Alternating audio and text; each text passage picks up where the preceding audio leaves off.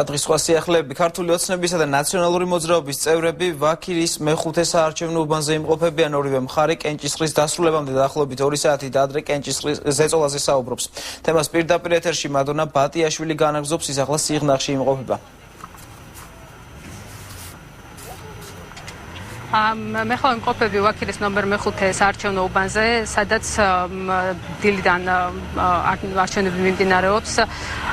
აქტივობა შეინიშნება, თუმცა არჩევნების დასრულებამდე 2 საათით ადრე ორივე მხარე ალაპარაკდა გარკვეულ ზეწოლებზე, როგორც ნაციონალური მოძრაობის აქტივისტები ამბობენ, წევრები ამბობენ, ქართული ოცნების მხარდამჭერების მხრიდან გარკვეულ ზეწოლებს ჰქონდა ადგილი, თუმცა საპირისპიროს ამბობენ ქართულ ოცნებაში, ქართული ოცნების წევრები ამბობენ, რომ მათ აქვთ ინფორმაცია ყუთის გატაცების და დამტვრევების თაობაზე და ნაციონალური მოძრაობის წევრები ასეთი ტიპის განცხადებებისგან თავს იზღვევენ. ახლა ჩვენ შეგვიძლია მოვისმინოთ მათი კომენტარები.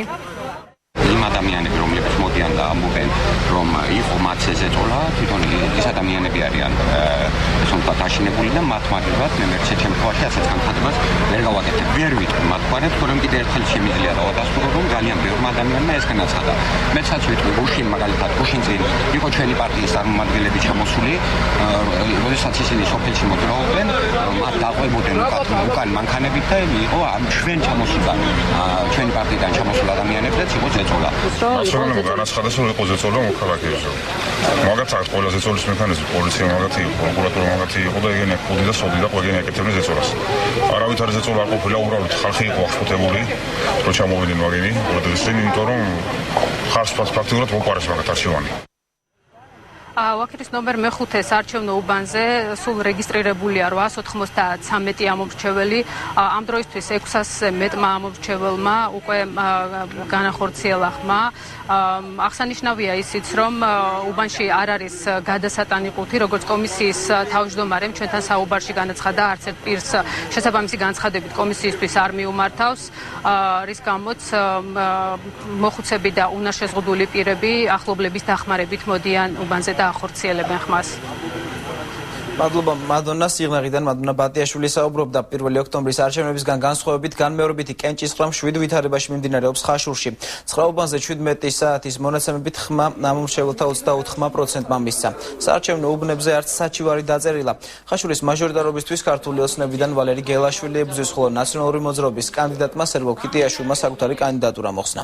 შესაძლებელი იყო არ მისულიყო ამომრჩეველის ის რაოდენობა, რომ ჩატარებულა ჩათვლილი ყოლადები, პროდუქტიო თუ რაღაცეები. რაც შეეხება დარღვევებს, ჩვენ ესეთი ინფორმაცია ჯერ არ გვაქვს, ვინაიდან ალბათ არ მოხდა ეს დარღვევა.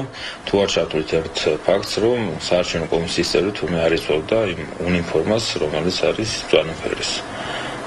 რატო რა მიზეზით? არ ვიცით ახლა რა მიზეზით, არ უნდა ადამიანს რომ ჩაესვა. ამიტომ არ დაემორჩილა კომისიის თავმჯდომარეს და გაძევდა უყურებდა. შვიდ ვითარებაში მიმდინარეობს მაჟორიტარი დეპუტატის განმეორებითი არჩევნები გორის მეოთხე საარჩევნო უბანზე. საუბნო კომისიის თავმჯდომარის ლალი სარაულის განცხადებით, მოსახლეობის აქტივობა დღის პირველ ნახევარში უფრო მაღალი იყო ვიდრე მეორე ნახევარში. კომისიის მონაცემებით მეოთხე უბანზე ხმა 351 ამომრჩეველმა მისცა.